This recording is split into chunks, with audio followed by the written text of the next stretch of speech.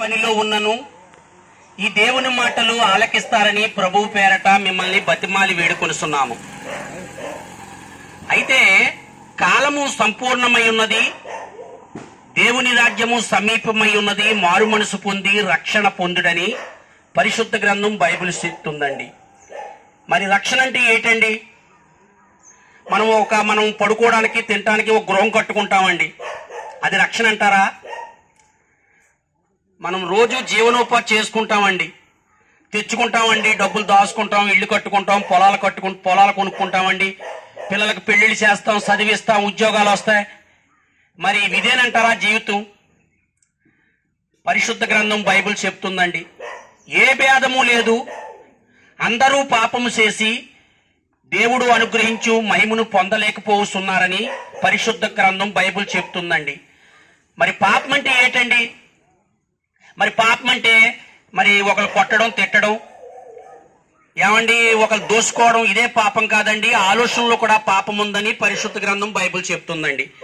చెడ్డగా ఆలోచించినా, చెడ్డగా చూసినా పాపం ఉందని పరిశుద్ధ గ్రంథం బైబిల్ చెప్తుందండి. యేసుక్రీస్తు ప్రభువారు ఆలోచనలో చెడ్డ ఉంటే అది పాపం అని చెప్పారండి. మరి అలాంటప్పుడు ఆ పాపం పోవాలంటే ఎలాగండి? మరి పాపం పోవాలంటే ఆ నిజదేవుణ్ణి తెలుసుకోవాలండి. దేవుణ్ణి తెలుసుకుని మనం యథార్థంగా బ్రతకాలండి. ఆజ్ఞ అతిక్రమమే పాపం అండి. ఆజ్ఞ అతిక్రమమే పాపము. ఆ పాపం పోవాలంటే ఆ నిజమైన దేవుణ్ణి తెలుసుకోవాలండి. మరి మనము పరిశుద్ధమైన రక్తం అండి దేవుడిది. యేసు ప్రభు వారు 2023 సంవత్సరములు మరి ఇశ్రాయేలు దేశంలో నుండి ఆయన భూమధ్యపురములో ఆయన ఒక కన్యకి, మరియమ్మకి జన్మించాడండి.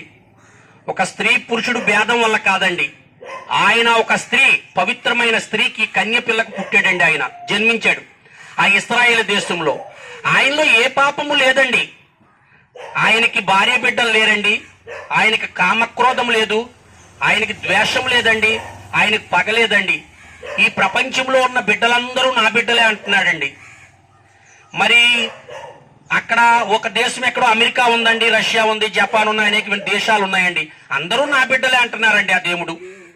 మరి పాపం పోవాలంటే ఆయన రక్తంలో కడగబడాలండి. ఆ యేసుక్రీస్తు ప్రభు వారండి ఆ యొక్క సిలువలోనండి 33.5 సంవత్సరములు జీవించి మరి మానవులకి మాదిరిగా ఉండి ఆయన సిలువుపై మరణించాడండి.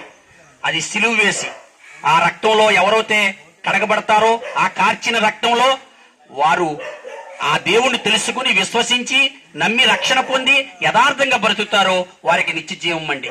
ఆ నిత్య జీవం ఒక 10 సంవత్సరాలు, 100 సంవత్సరాలు, 1000 సంవత్సరాలు కాదండి, యుగ యుగాలు శాశ్వతమైన జీవితం ఆ పరలోకం అండి.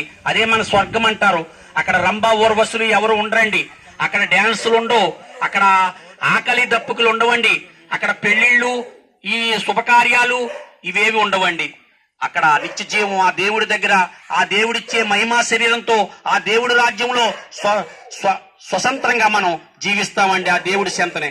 కాబట్టి దీపం ఉండగానే వెళ్ళి చక్క పెట్టుకోమన్నారు పెద్దలు. మీరు ఆ నిజదేవుణ్ణి తెలుసుకుని ఆ నిత్య జీవం పొంది ఆ యొక్క స్వర్గంలో, ఆ యొక్క పరలోకంలో ఉంటారని మిమ్మల్ని బట్టి మేము రోజు ఆ దేవుని ప్రార్థిస్తున్నాం. మరి ఈ మాటలు వినుస్తున్న ప్రియ సహోదరి, సహోదరుడా, మరి మీ దగ్గరలో ఉందండి మందిరం, మరి ఆ మందిరానికి వెళ్ళండి, ఆ దేవుణ్ణి తెలుసుకోండి, రక్షణ పొందండి, నిత్యలోకం స్వతంత్రించుకోవలసిందిగా దేవుని పేరట మిమ్మల్ని బతిమాలి వేడుకొనుచున్నాం. ఆమేన్. తండ్రి దయ